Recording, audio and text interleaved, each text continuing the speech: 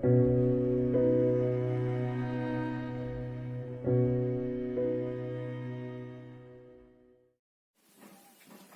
अलैकुम वरहमतुल्लाहि वबरकातुहू। सो हमने कल स्टार्ट किया एपिजियोटॉमी। तो एपिजियोटॉमी का मतलब क्या होता है? ये एक सर्जिकल इंसिजन है जो कि पेरिनियल एरिया में देते हैं। It's a surgical incision in the perineal body during labour. It's a surgical incision in the perineal body during labour. तो episiotomy it is also known as perineotomy. It is also known as perineotomy. तो कल हमने इसके indications पढ़े थे, time of episiotomy पढ़ा था। तो इंडिकेशंस में हमने फर्स्ट पॉइंट जो था वो लार्ज साइज बेबी, यानी कि जब बेबी नॉर्मल वेट से ज्यादा होता है। सेकंड पॉइंट जो था वो प्री टर्म यानी कि pre mature baby. Third point जो था वो था shoulder distortion. And fourth point अब जो हम स्टार्ट आज करेंगे वो है माल प्रेजेंटेशन।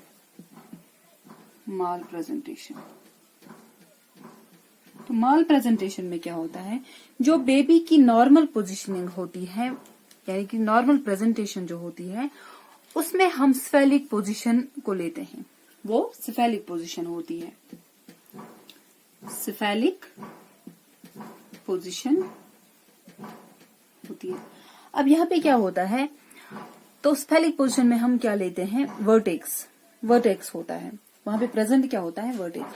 वो प्रेजेंटिंग पार्ट होता है वर्टेक्स। यहाँ पे क्या होता है? वर्टेक्स जो है वो प्रेजेंटिंग पार्ट होता है। लेकिन अगर बेबी का प्रेजेंटिंग पार्ट है वर्टेक्स के अलावा कुछ और है, लाइक बटक्स और शोल्डर, अगर बटक्स है then it's called as breech presentation. Breech presentation अगर बटक्स है। मीन्स अगर वर्टेक्स प्रेजेंटेशन के बगैर और कोई प्रेजेंटेशन है, स्फेलिक पोजीशन के बगैर और कोई पोजीशन है, जो प्रेजेंटिंग पार्ट अगर फॉर एग्जांपल अगर होता है स्फेलिक, अब अगर बटक्स है तो ये ब्रीच प्रेजेंटेशन है।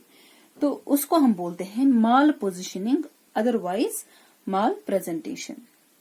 माल पोजिशनिंग और माल प्रेजेंटेशन। अब फिफ्थ पॉइंट जो है वो है थिक। तो अब फिफ्थ पॉइंट जो है वो है थिक पेरिनियम। फिफ्थ पॉइंट जो है वो है थिक पेरिनियम। फोर्थ पॉइंट तक हमने पढ़ा माल प्रेजेंटेशन तक। अब फिफ्थ पॉइंट जो है वो है थिक पेरिनियम। थिक पेरिनियम में क्या होता है?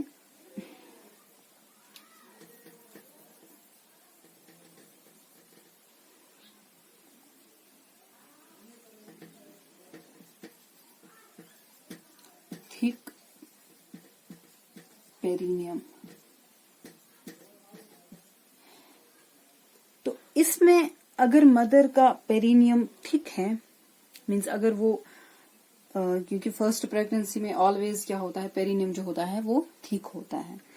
तो इसमें अगर मदर का पेरिनियम जो है वो थिक है, जब बेबी को मतलब बाहर आना होता है, एक्सपल्जन जब बेबी का होता है, उस वक्त जितना पेरिनियम को फ्लेक्स होना होता है, इसकी वजह से मतलब यहाँ पे नहीं होता है वो जितना फ्लेक्स होना होता है, तो यहाँ पे नहीं होता है थिक पेरिनियम में। इसकी वजह से एपिजियोटॉमी नेसेसरी होती है। इसकी वजह से क्या होता है? एपिजियोटॉमी जो है वो नेसेसरी होती है। तो ये थिक पेरिनियम में है। अब सिक्स्थ पॉइंट जो है वो है अनएबल टू। सिक्स्थ पॉइंट जो है वो है unable to response instructions। unable to respond instructions।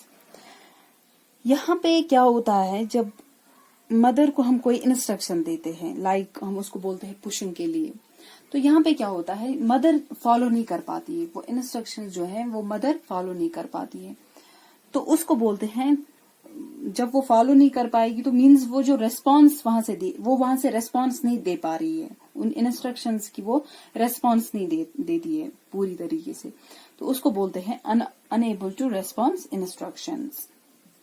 And seventh point जो है वो है फोर्सेफ डिलीवरी। फोर्सेफ डिलीवरी। यहाँ पे क्या है, जो गायनेकोलॉजिस्ट है या मिडवाइफ है, अगर वो फोर्सेप्स डिलीवरी करते हैं, अगर जरूरत पड़ती है तो उनको एपिजियोटॉमी की भी यहाँ पे बहुत जरूरी कभी कभी जरूरत पड़ती है। अगर वो फोर्सेप्स डिलीवरी करने जा रहे हैं तो उनको क्या होता है, उनको एपिजियोटॉमी की जरूरत पड़ती है। अब ये इंडिकेशंस खत्म हो चुके हैं इसके एपिजियोटॉमी के। ये 7 इंडिकेशंस थे।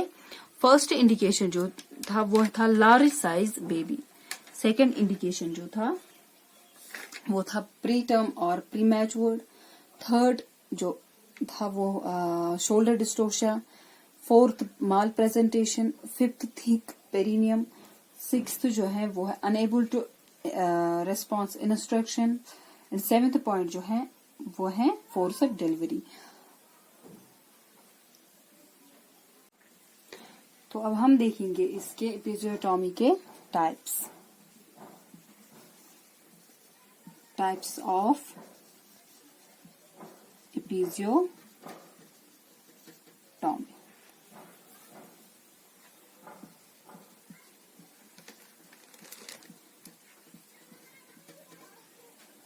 So there are 4 types of episiotomy. वो क्या क्या है? फर्स्ट जो है वो है मिड लाइन और मीडियम एपिजियोटॉमी। सेकंड जो है वो है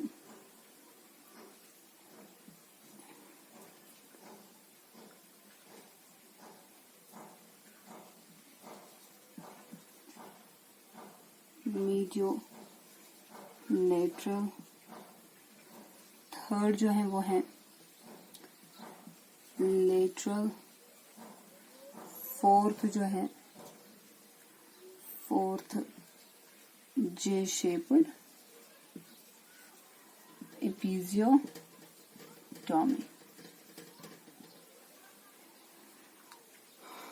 वो 4 टाइप्स हैं, मिड लाइन और मीडियम। सेकंड है मीडियो लेटरल एंड थर्ड है लेटरल एपिजियोटॉमी एंड फोर्थ जो है वो है जे शेप्ड एपिजियोटॉमी। अब हम डिस्कस करेंगे फर्स्ट पॉइंट।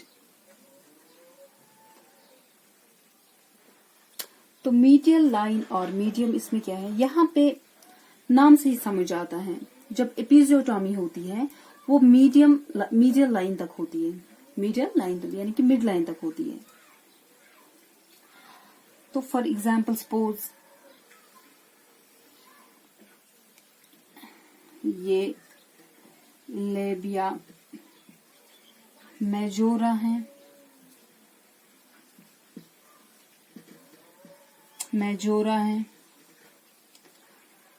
ये आउटर लेबिया मेजोरा जो है वो आउटर लेयर है, आउटर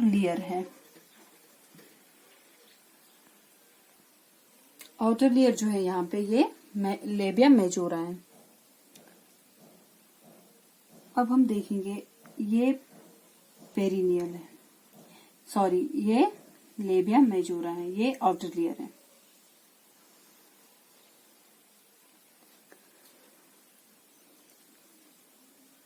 तो हम क्या देखेंगे, ये यहाँ पे जब लेबिया मेजोरा ये लाइन्स जो हैं, ये आउटर लेयर जो है, जब ये दोनों जहां पे मिलते हैं, जहां पे ये दो मिलते हैं, लेबिया मेजोरा एंड फर्स्ट या ये लेयर एंड और ये वाला लेयर, तो उसको बोलते हैं फॉर्चेट,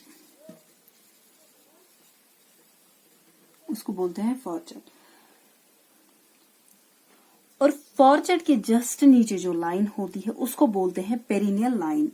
और जो पेरिनियल लाइन होती है वहां यहाँ पे क्या होता है, एंस, ये एंस है, एनएस के बीच, एनएस और फॉर्चेट के बीच में जो ये स्पेस है, यानी कि जो यहाँ पे ये स्पेस, इसको बोलते हैं पेरिनियल एरिया। अब जब फॉर्चेट और एनएस के बीच जो लाइन होती है उसको बोलते हैं पेरिनियल एरिया। Perineal area.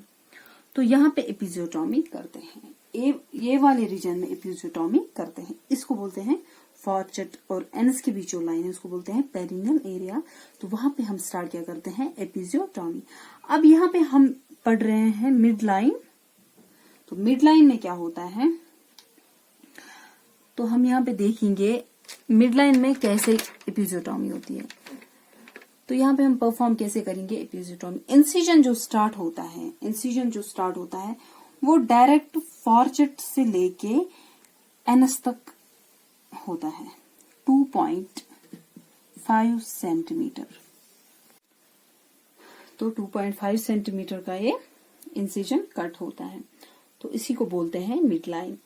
यहाँ पे क्या देखते हैं, ब्लड बहुत ही कम लॉस होता है। यहाँ पे जो ब्लड होता है, जो ब्लीडिंग होती है वो बहुत कम होती है। ब्लीडिंग जो होती है वो बहुत कम होती है मिड लाइन और मीडियम एपिजियोटॉमी में। तो ये फर्स्ट पॉइंट आज हमने डिस्कस किया। इंशाल्लाह कल हम और 3 पॉइंट्स डिस्कस करेंगे। तो तब तक के लिए अल्लाह हाफिज, अस्सलाम वालेकुम।